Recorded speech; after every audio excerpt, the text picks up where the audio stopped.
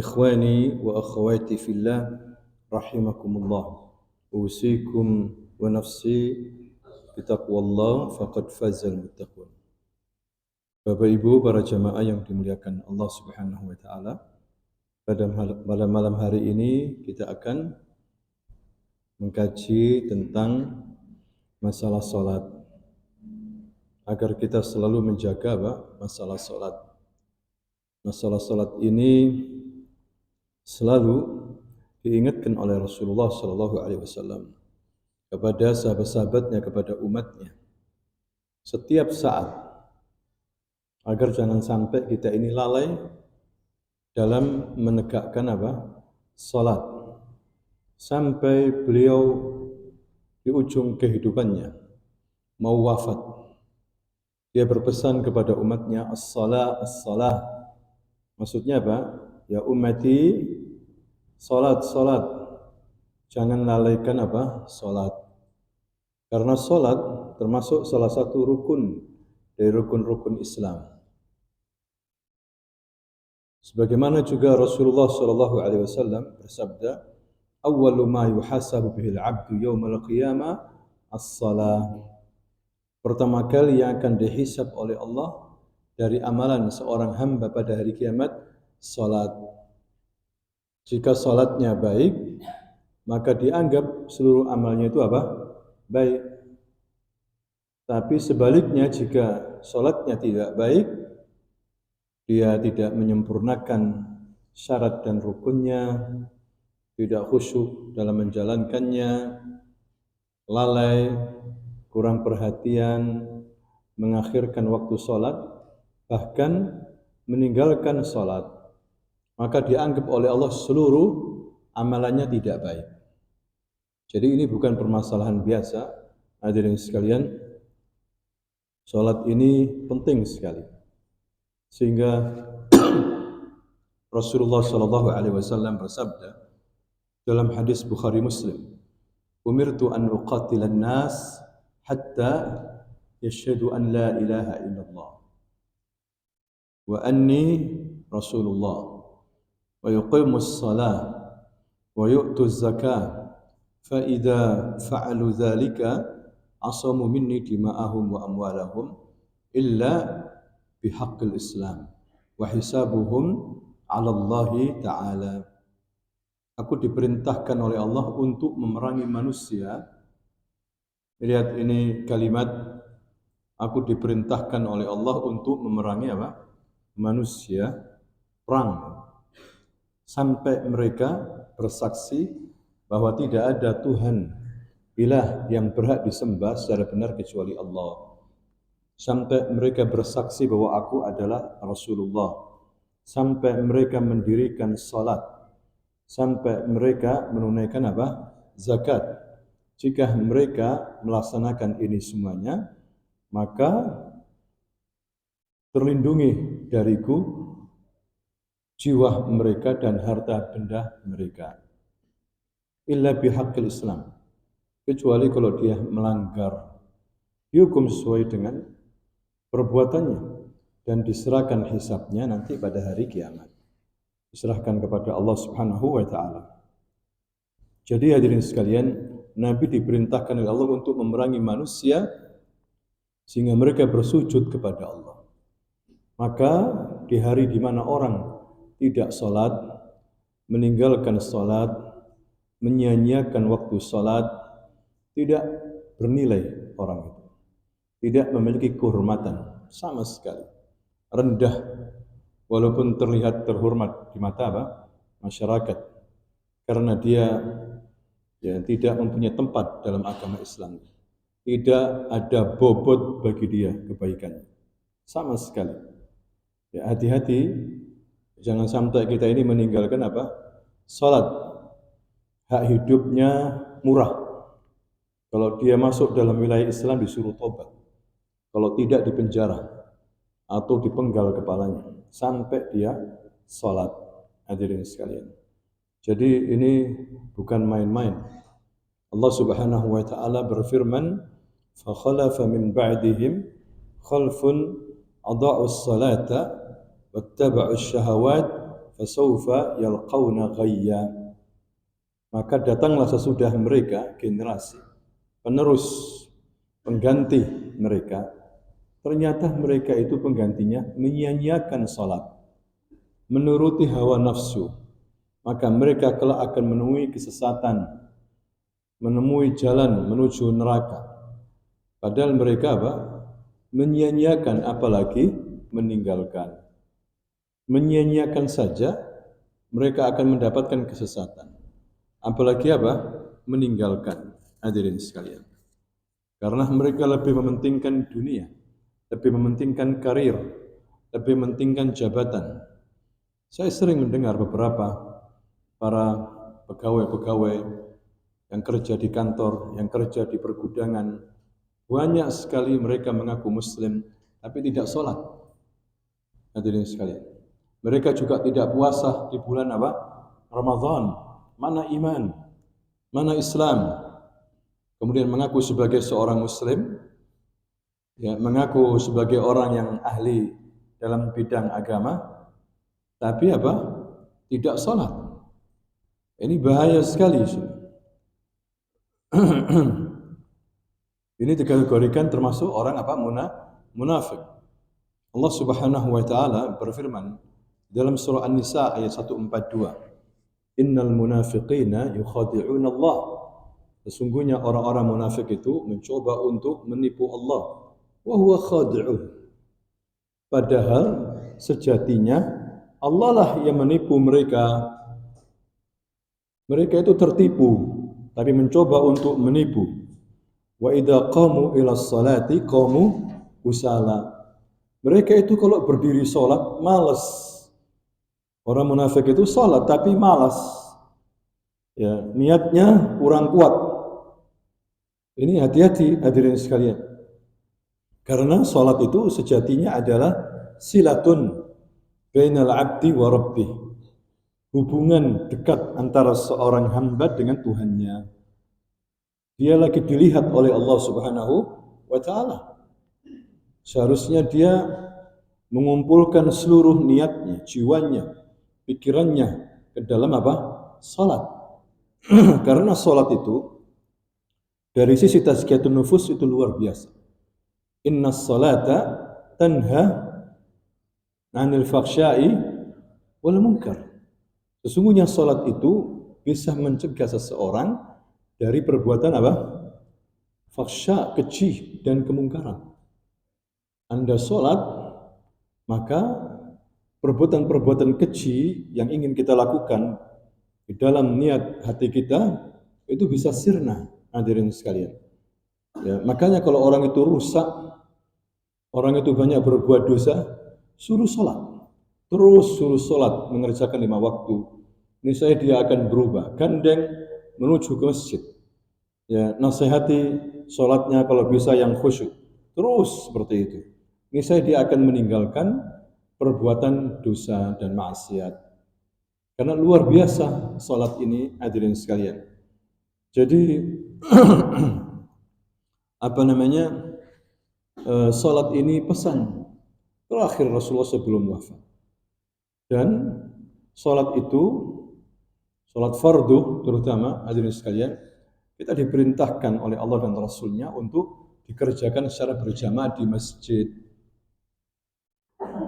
Untuk laki-laki diperintahkan sholat berjamaah di mana?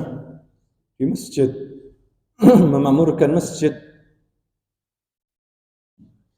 Pernah dalam hadis riwayat Muslim ada seorang yang buta, tapi tidak buta hatinya. Matanya yang buta, tapi hatinya tidak buta. Ada orang yang tidak buta matanya, tapi hatinya apa? Buta. Orang ini buta. Dan orang ini terakhir nanti ikut perang di jalan Allah dan terbunuh sebagai syahid. Padahal dia buta. Dia punya alasan untuk dia pergi jihad. Tapi dia ingin pergi jihad. Dia mengatakan kepada pasukan, bawa diriku. Ya ammi, wahai paman, engkau boleh enggak pergi jihad. Biarkan kita aja yang muda-muda. Lah, bawa diriku ini. Ya, akhirnya dibawa. perang, meninggal hadirin sekalian. Dia sebagai seorang panutan dalam hal tauhid, dalam masalah salat. Suatu hari dia datang kepada Rasulullah dan mengatakan, "Ya Rasulullah, inni rajul a'mah." Saya ini seorang yang buta. La ahad yaquduni ilal masjid. Tidak ada orang yang menuntunku ke masjid. Dan jarak antara rumahku dan masjid cukup jauh ya Rasulullah. Ada lembah yang harus aku lewati. Maka Rasul mendengar keluhan orang yang buta ini. Bisakah aku sholat di rumah ya Rasulullah? Rasul mendengarkan alasannya, ya boleh. Kemudian orang ini pergi, hadirin sekalian. Tidak lama Rasul seakan-akan teringat sesuatu. Ya, Rasul harus memanggilnya kembali. Coba orang tadi itu yang buta panggil lagi ke sini. Maka apa kata Rasulullah? Ya fulan, atasma' nida, kamu di rumahmu itu mendengar azan dari masjid kita? Iya ya Rasulullah, mendengar azan. Aku tidak bisa memberikan rukhsah kepadamu untuk tidak hadir. Kamu harus datang ke masjid. Walaupun tidak ada yang menontonmu, walaupun kamu buta, saya tidak mempunyai wewenang untuk memberikan izin agar kamu sholat di rumah. Datang ke masjid. Selama engkau mendengarkan azan dan azan masuk ke relung hatimu, datang ke masjid. Nah, ini bisa kita ambil pelajaran hadirin, bagaimana kita sekarang, masyarakat Islam sekarang, ya, tidak buta, masjid banyak, masya Allah, masjid bagus-bagus, ada kendaraan, tapi tidak mau ke masjid. Bahkan ada yang rumahnya dekat dengan masjid, satu kali pun satu hari tidak pernah ke masjid. Terus bagaimana seperti ini? Mana iman? Mana Islam? Ya, bagaimana dia bisa maju kalau dia memutuskan hubungan dengan Allah Subhanahu wa Ta'ala? Bagaimana dia bahagia kalau dia memutuskan tali dengan Allah Subhanahu wa Ta'ala? As-salat silatun bainal abdi wa rabbih. Salat itu adalah apa? Hubungan yang dekat antara hamba dengan siapa? Tuhannya. Hadirin sekalian, ini orang buta, tidak dikasih izin. Apalagi yang melihat harus datang. Sebagaimana diriwayatkan oleh banyak para imam, Ahmad, Tirmidzi dan yang lainnya, Rasulullah mengatakan, "Man sami'an nida falam ya'tihi fala salata lahu illa li'udrin." Barang siapa yang mendengar azan, kemudian dia tidak mendatangi azan itu, tidak mendatangi apa? Masjid itu, tidak sah salatnya. Tidak dianggap sah salatnya kecuali ada uzur syar'i. Misalnya sakit, uzur, hujan, tanah becek, kampung tidak aman. Itu uzur syar'i, hadirin sekalian. Jadi mari kita memakmurkan masjid. Orang yang ngerti agama, talibul ilmi, yang belajar agama, belajar Al-Quran, sifatnya yang pertama selalu ke masjid kalau salat. Ya, diamalkan ilmunya. Selalu apa? Ke masjid. Apalagi hadirin sekalian, salat-salat di waktu gelap seperti Isya, ya, Maghrib, Isya, Subuh. Ini mempunyai pahala yang besar sekali. Rasulullah sallallahu alaihi wasallam bersabda, "Basyiril masya'ina fi dzulm ila al-masajid bin nuril tam yaumil qiyamah." Berikan kabar gembira bagi orang-orang yang datang ke masjid di waktu gelap dengan cahaya yang sempurna nanti pada hari kiamat. Orang pada hari kiamat susah berdiri di padang mahsyar selama berapa tahun? 50,000 sana, 50.000 tahun. Bingung orang-orang. Tapi orang-orang yang selalu ke masjid akan diberikan cahaya. Orang-orang yang akan melintasi sirat yang begitu gelap, dia akan diberikan cahaya sehingga dia bisa melintasi sirat. Ini manfaat salat, hadirin sekalian.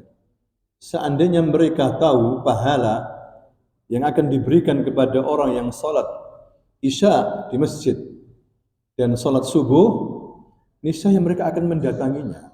Walaupun walaupun merangkak. Orang merangkak susah nggak, Bapak Ibu? Susah kan? Itu dia harus datang karena dia melihat pahala yang luar biasa. Kalau diperlihatkan, akan mendatangi masjid walaupun apa? Merangkak. Istimewanya sholat fajar, sholat isya, hadirin sekalian. Maka penting di sini kita melaksanakan sholat secara berjamaah. Suatu hari ketika sudah iqamah sholat isya, Rasulullah menata saf, melihat saf kok kurang. Kata Rasul, mana orang-orang? Ya, Rasul kayak marah begitu, sehingga dia mengucapkan, waladzi nafsi biyadih, demi yang jiwaku ada di tangannya, demi Allah, laqad hamamtu an amura bis salati fatuqam. Aku ingin agar aku perintahkan orang-orang untuk salat. Ya, kemudian didirikan salat, tapi aku tidak jadi imam. Aku akan keluar. Ya, keluar dan bersama sahabat-sahabatku dengan membawa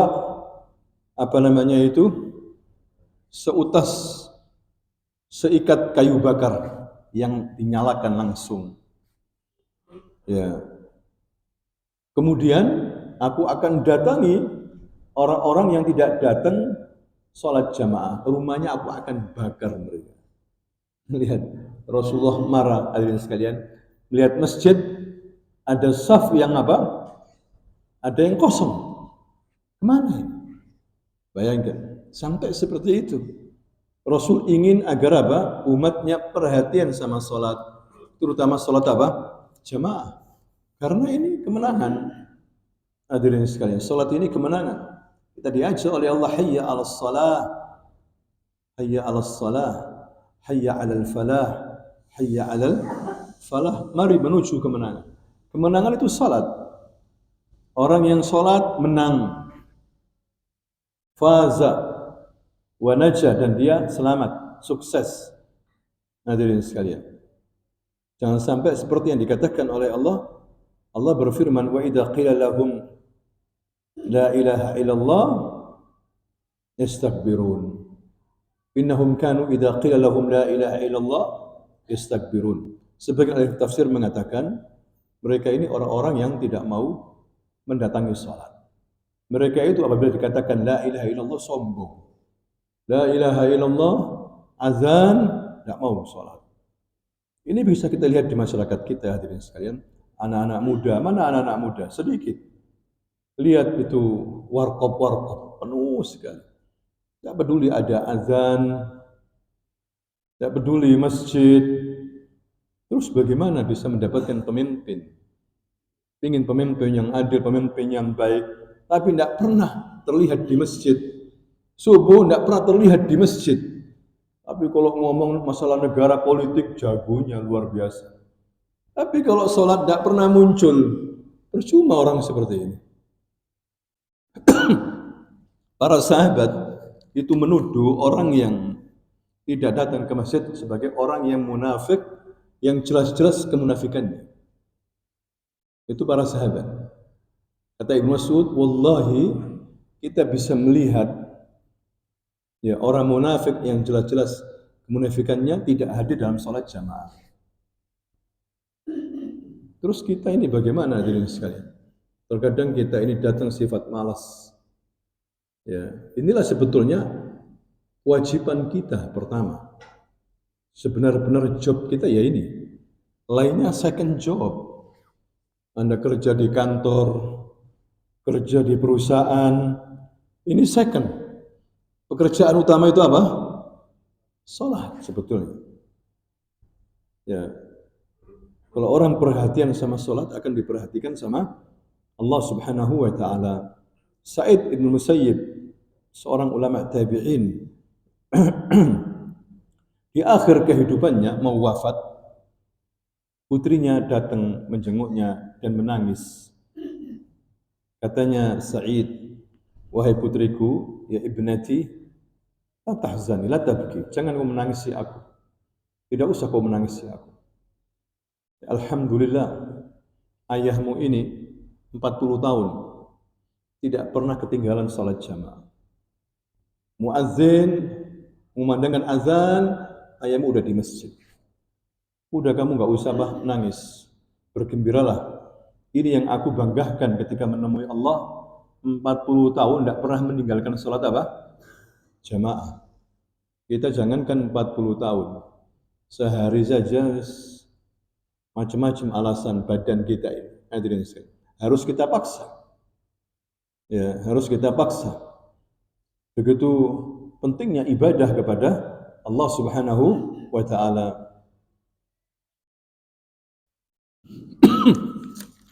Kemudian banyak nasihat-nasihat hadirin sekalian tentang masalah salat ini. Terutama salat subuh ya. Salat subuh atau salat fajar ini memiliki keutamaan. Ya. Pertama, hadirin sekalian, hanya salat subuh aja, belum salat yang lainnya ya. Annahu fi zimmatillah. Orang yang salat subuh berjamaah itu berada dalam pengawasan Allah, dalam penjagaan Allah Subhanahu wa taala. Ya, kalau udah dijaga sama Allah, siapa yang bisa mencelakainya, hadirin sekalian? Man shalat subuh fi jamaah fa huwa fi zimmatillah. Barang siapa yang salat subuh secara berjamaah, maka dia dalam jaminan Allah, dalam pengawasan Allah Subhanahu wa taala. Ya, dan dia diselamatkan dari api neraka. Sebagaimana Rasulullah sallallahu alaihi wasallam bersabda, ya, dalam hadis riwayat Muslim, lan yalijan naru ahadun shalla qabla tulu'i syams wa qabla ghurubiha, yani al-fajr wal 'asr. Tidak akan masuk neraka seseorang ketika menjalankan salat sebelum matahari terbit. Salat apa ini? Subuh, sebelum matahari terbit. Wa qabla ghurubiha, dan sebelum matahari terbenam. Salat apa? Asar. Dipastikan tidak akan masuk neraka. Bayangkan, orang yang mendawamkan terus-menerus istiqomah menjalankan salat subuh dan asar. Kemudian yang ketiga, annaha sabab lidukhulil jannah. Orang yang salat subuh ini, hadirin sekalian, menjadi sebab faktor utama untuk masuk surga. Dalam riwayat Bukhari, Rasulullah bersabda, man shalal bardaini dakhalal jannah. Barang siapa yang salat di dua waktu yang dingin, maka dia pasti masuk surga. Dua waktu dingin maksudnya salat al-asr wa subuh wal fajr. Ya, wal fajar. Jadi penting di sini kita untuk perhatian, ya, salat fajar. Keluarga kita terutama, ya, kita bangunkan hadirin sekalian sebelum fajar sudah kita obrak-obrak mereka. Ya, harus salat apa? Fajar. Kemudian yang keempat, keutamaannya salat fajar adalah syahadatul malaika li hadhis salah. Disaksikan oleh malaikat yang banyak ketika orang itu salat fajar. Ya. Jadi malaikat ini pekerjaannya banyak sekali. Di antaranya adalah mendatangi orang-orang yang lagi ibadah, mendoakan mereka, ya, mendoakan ampunan rahmat untuk mereka kepada Allah Subhanahu wa taala. Sebagaimana Allah Subhanahu wa taala berfirman dalam surah Al-Isra ayat 78, wa Qur'anal fajr inna Qur'anal fajri kana mashhuda. Orang yang membaca Al-Quran di waktu fajar, salat di waktu fajar, itu disaksikan oleh para malaikat. Kemudian berikutnya, hadirin sekalian, yang kelima, keutamaan orang yang melakukan salat subuh adalah an-nurut tam yaumul qiyamah. Dia akan mendapatkan cahaya yang sempurna pada hari kiamat. Sebagaimana tadi saya bacakan dalam hadis yang diriwayatkan Ibnu Majah, Rasulullah bersabda, "Basyiril masya'ina fid dulmi ilal masajid bin nuri tam yaumal qiyamah." Berikan kabar gembira kepada orang-orang yang jalan ya, mendatangi masjid di saat gelap dengan cahaya yang sempurna pada hari apa? Kiamat. Memang ini adalah pahala-pahala sifatnya gaib. Hadirin sekalian, itu yang membuat orang itu malas.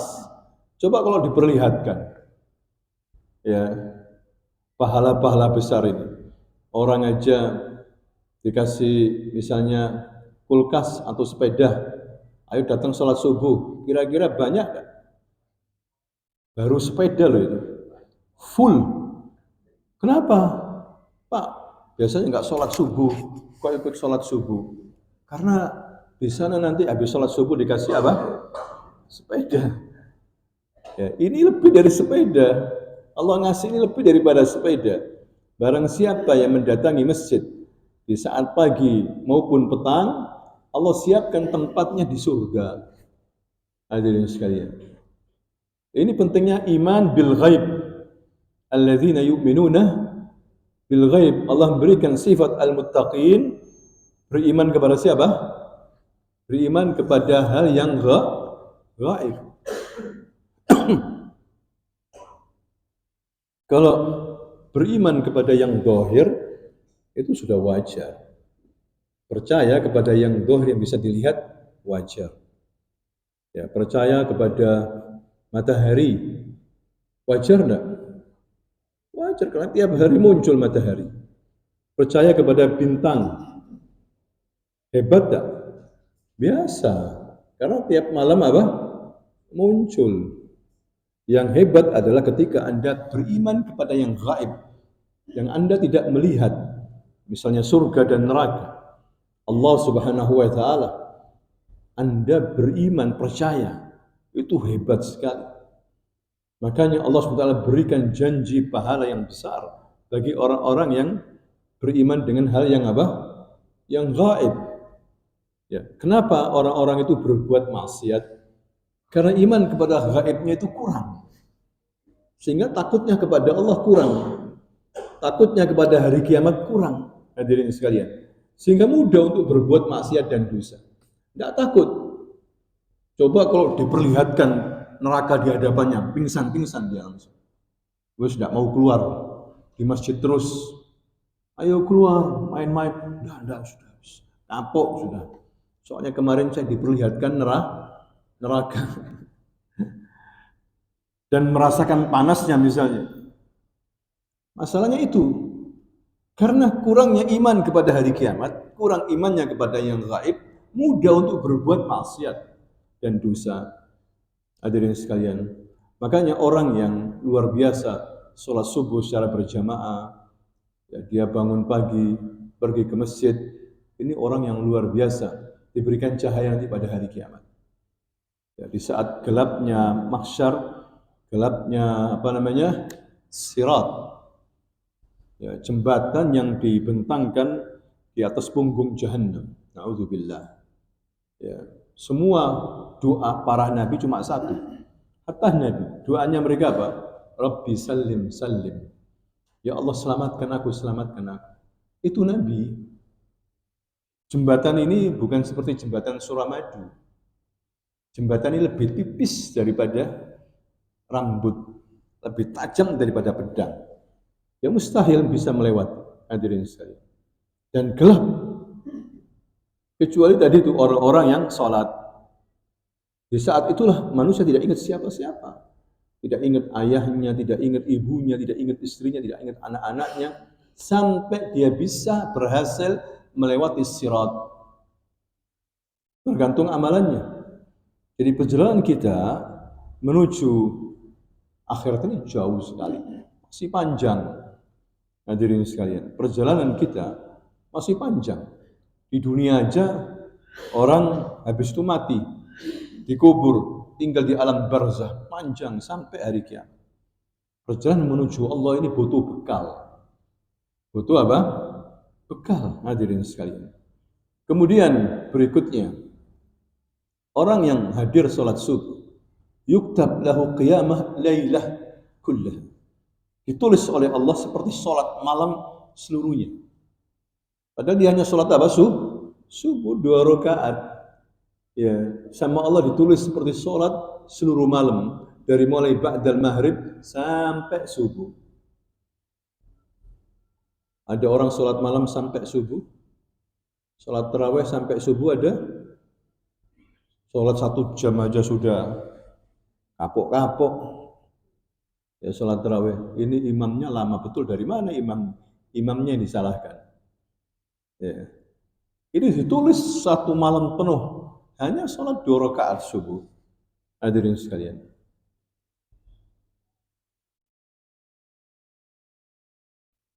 Kemudian yang berikutnya, al-amnu minan nifaq. Dia aman dari tuduhan munafik. Ya. Orang yang datang ke masjid ya, waktu subuh, pastikan dia orang yang punya iman, bukan orang apa? Munafik. Hadirin sekalian. Kemudian itu sholat wajibnya. Ada namanya rakaatul fajr. 2 rakaat sunnah sebelum apa? Fajar. Itu nilainya di sisi Allah lebih baik daripada dunia dan seisinya. Ini sebetulnya kalau orang ngerti buat rebutan ini. Rakaatul fajri khairum minad dunya wa ma fiha. 2 rakaat fajar lebih baik daripada dunia dan seisinya. Banyak orang tidak dapat dunia, stres, bunuh diri. Tidak dapat dunia, hadirin sekalian. Kalau dunia nggak ada artinya. Nilainya kalah dengan apa? Pahala 2 rakaat sebelum subuh. Ya, jadi orang beriman tidak usah stres. Diuji oleh Allah, suruh sabar.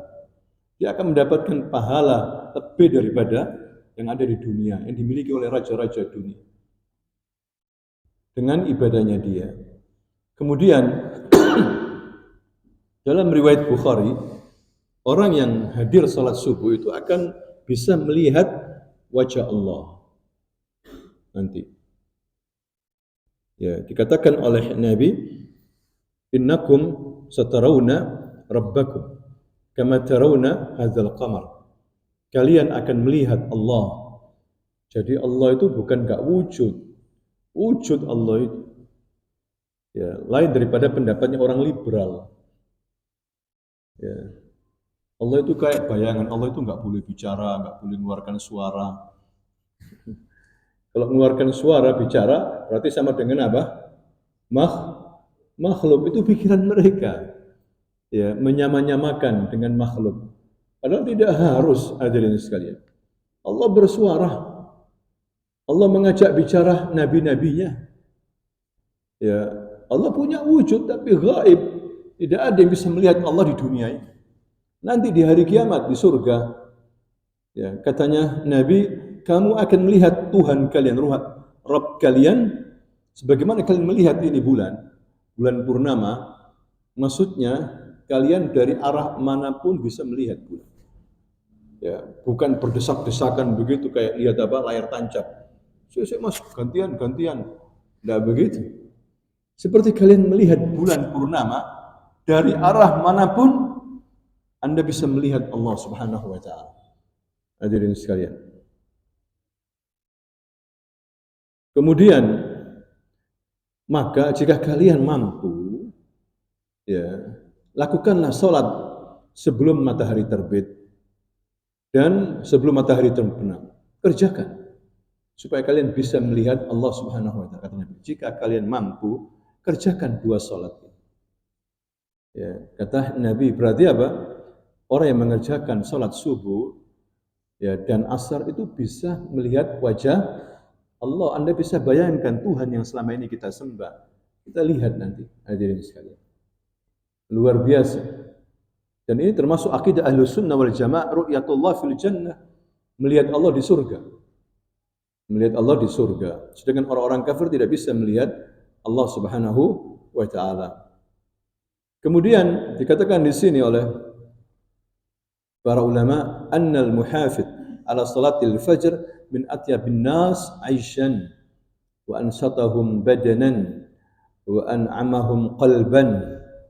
Orang yang menjaga salat fajar itu termasuk sebaik-baik manusia dalam kehidupannya. Orang yang paling giat, ya badannya, semangat badannya, orang yang paling nikmat ya keadaan hatinya, karena dia berhasil keluar dari godaan setan. Sebagaimana Nabi mengatakan, yaqidu syaitan ala qafi ra'si ahadikum. Sesungguhnya setan itu mengikat pada ubun-ubun kepala dari seorang di antara kalian. Idza nama salasa uqad. Kalau dia tidur, kita ini diikat kepala kita 3 ikatan. Yadribu kulla uqad. Ya, kemudian setan mengatakan, alaika lail tawil farqud. Bagimu malam ini malam panjang. Wis tidur sudah. Enggak usah perhatian yang lain, tidur. Setel AC, tidur yang apa? Nyenyak, katanya setan. Fa idza istayqadha. Kemudian pagi hari dia bangun subuh. Fa zakarallah. Kemudian dia berdoa kepada Allah, doa bangun tidur, in halat uqdah, maka ikatan pertama copot lepas karena dia bangun dan berzikir kepada Allah SWT. Fa in tawaddu'a in halat uqdah tsaniyah. Kalau dia berwudu, dia bangun berjalan ke kamar mandi berwudu, maka 2 ikatan lepas. Ikatan yang kedua lepas. Fa in shalla in halat uqdah. Kalau dia salat, maka semua terlepas. Ikatan yang ketiga itu lepas. Jadi setan tidak bisa menguasai kita. Hadirin sekalian, fa asbaha nasyitan thayyiban nafas. Maka pagi hari itu dia menjadi orang yang semangat. Ya, badannya, jiwanya baik. Wa illa asbaha khabithan nafas, kaslan. Kalau tidak sebaliknya, kalau dia tidak bangun, tidak wudu, tidak salat, maka jiwanya khabis, jahat, buruk, keras hati, dan kaslan. Apa itu kaslan? Malas. Hadirin sekalian, malas. Ya, ini bahaya sekali. Pentingnya apa? Salat subuh. Wallahu ta'ala a'lam bissawab. Demikianlah, mudah-mudahan bermanfaat karena waktu azan isya datang. Tafadhol.